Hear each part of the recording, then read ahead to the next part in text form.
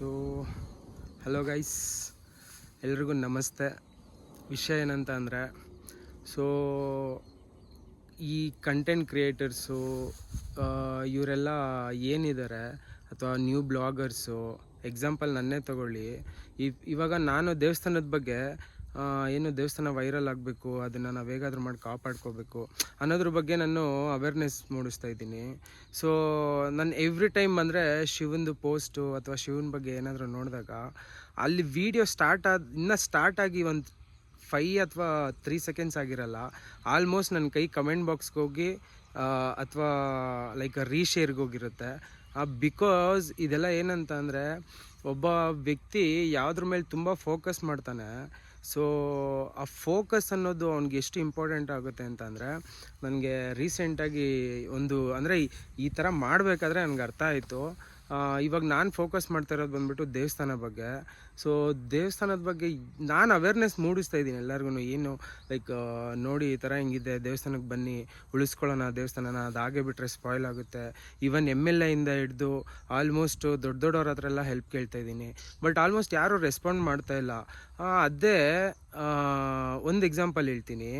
ನಾನು ಇದು ಒಳ್ಳೇದೇನೆ, ಅವ್ರು ಮಾಡಿರೋದು ಒಳ್ಳೇದೇನೆ, ನಾನು ಅದ್ರ ಬಗ್ಗೆ ಇದು ಮಾಡ್ತಾಯಿಲ್ಲ. ಬಟ್ ಸ್ಟಿಲ್ ಏನಂತ ಅಂದರೆ, ಅವರು ಏನೇ ಡೊನೇಷನ್ ಮಾಡಿದ್ರು, ಯಾವುದೇ ಒಂದು ಆಶ್ರಮಕ್ಕಾಗಲಿ ಅಥವಾ ಯಾರಿಗೊಬ್ರು ಮನುಷ್ಯಗಾಗಲಿ ಏನೇ ಒಂದು ಹೆಲ್ಪ್ ಮಾಡಿದ್ರು, ಸೊ ಆ ಎಲ್ಪ್ ಬಂದ್ಬಿಟ್ಟು ಅವ್ರಿಗೆ ಜಸ್ಟ್ ಒಂದು ಸಹಾಯ ಅನ್ನೋ ರೀತಿಲಿರುತ್ತೆ.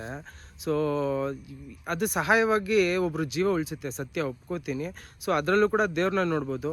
ಬಟ್ ಆದರೆ ಆ ದೇವ್ರಿಗೆ ಕಷ್ಟ ಬಂದಾಗ, ಸತ್ಯವಾಗೂ ಹೇಳ್ತಾ ಇದ್ದೀನಿ, ಈ ವಿಷಯದಲ್ಲಿ ತುಂಬ ಇಂಪಾರ್ಟೆಂಟ್ ಕೊಡ್ತಾ ಇದ್ದೀನಿ ನಾನು. ದೇವ್ರಿಗೆ ಕಷ್ಟ ಬಂದಾಗ ಯಾರು ಇದನ್ನು ತಲೆ ಕೆಡಿಸ್ಕೋತಾ ಇಲ್ಲ. ಸೊ ಇದ್ರ ಬಗ್ಗೆ ತಲೆ ಕೆಡಿಸ್ಕೊಳ್ಳಿ ಅಂತ ಕೂಡ ಫೋರ್ಸ್ ಮಾಡ್ತಾಯಿಲ್ಲ. ಬಟ್ ನನ್ನ ವಿಷಯ ಏನಂತಂದರೆ, ದೇವಸ್ಥಾನನ ನಾನು ಹೇಗಾದರೂ ಮಾಡಿ ರೆನೋವೇಷನ್ಗೆ ತೊಗೊಬರ್ಬೇಕು. ಮತ್ತು ನಾನು ಲಾಸ್ಟ್ ವೀಡಿಯೋದಲ್ಲಿ ಹೇಳಿದಾಗೆ ಆ್ಯಕ್ಚುಲಿ ಅದು ಅಂದರೆ ಮೇಲೆ ಐರನ್ ಶೀಟ್ಸ್ ಏನು ಹಾಕಿಸ್ತೀವಿ ಅಂತ ಹೇಳಿದ್ದೀನಿ. ಸೊ ಅದೊಂದು ಸಿಮ್ಯುಲೇಷನ್ ವೀಡಿಯೋ ಮಾಡಿದ್ದೀನಿ, ಪ್ಲಸ್ ಒಂದು ಇಮೇಜ್ ಕೂಡ ಮಾಡಿದ್ದೀನಿ. ಸೊ ಅದೆರಡು ನಾನು ಪೋಸ್ಟ್ ಮಾಡ್ತೀನಿ, ದಯವಿಟ್ಟು ನೋಡಿ ಸಪೋರ್ಟ್ ಮಾಡಿ. ಬಟ್ ಅದನ್ನು ನಾವೇ ಆಲ್ಮೋಸ್ಟ್ ಟ್ರೈ ಮಾಡ್ತಾ ಇದ್ದೀನಿ.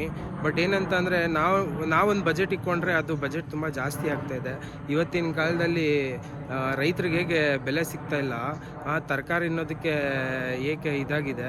ಸೊ ಅದೇ ಥರ ಇವಾಗ ನಾವೇನೇ ಒಂದು ಒಳ್ಳೇದು ಮಾಡಬೇಕು, ಅಥವಾ ಏನೋ ಒಂದು ಮನೆ ಕಟ್ಟಬೇಕು, ಅಥವಾ ಏನೇ ಮಾಡಬೇಕಂದ್ರೂ ಒಂದು ವಸ್ತಿನ ಬೆಲೆ ಸೊ ದುಡ್ಡು ಮೇಲೆ ನಿಂತಿದೆ. ಸೊ ಮುಂಚೆ ಹೇಗಿತ್ತು ಅಂತ ಅಂದರೆ, ಅದು ಬೇರೆ ಥರ ಇತ್ತು, ರಾಜರ ಕಾಲದಲ್ಲಿ ಬಿಡಿ, ಅದು ಬೇಡ ನಮ್ಗೆ ಇವಾಗ. ಬಟ್ ದೇವಸ್ಥಾನದ ಬಗ್ಗೆ ದಯವಿಟ್ಟು ಕಾನ್ಸಂಟ್ರೇಟ್ ಮಾಡ್ತಾಯಿದ್ದೀನಿ. ನೀವು ದಯವಿಟ್ಟು ನೀವು ಹೇಗೆ ಸಪೋರ್ಟ್ ಮಾಡ್ತಾಯಿದ್ದೀರಾ, ಈ ಸಪೋರ್ಟ್ನ ನನಗೆ ಯಾವಾಗಲೂ ಸದಾಕಾಲ ಉಳಿಸ್ಕೊಡಿ ಗಾಯ್ಸ್. ನಾನು ಯಾವಾಗಲೂ ನಿಮ್ಗೆ ಸದಾ ಚುರಿರಣಿಯಾಗಿರ್ತೀನಿ. ಈ ಮಾತು ಸತ್ಯವಾಗ್ಲೂ ಹೇಳ್ತಾ ಇದ್ದೀನಿ. ಆ ಶಿವನಿಗೆ ನೀವು ಸಹಾಯ ಮಾಡಿದ್ರೆ ಆ ಶಿವ ಯಾವತ್ತಾದ್ರೂ ಒಂದು ದಿವಸ ನಿಮ್ಮ ಕೈ ಹಿಡಿತಾನೆ ಗಾಯ್ಸ್, ನೀವು ಕಷ್ಟದಲ್ಲಿದ್ದಾಗ. ಈ ಮಾತು ಸತ್ಯ. ಓಂ ಹರ ಹರ ಮಹಾದೇವ, ಓಂ ಹರ ಹರ ಮಹಾದೇವ, ಓಂ ಹರ ಹರ ಮಹಾದೇವ, ಓಂ ಜೈ ಶ್ರೀ ಮಹಾಕಾಳಿ.